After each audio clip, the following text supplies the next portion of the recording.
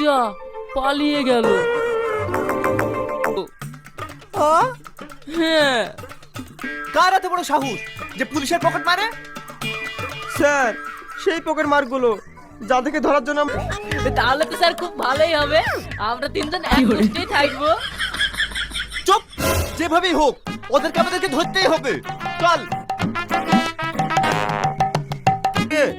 এদিকে ঘোরো না। তোমার সাথে আমি কথা বলবো না। কেন?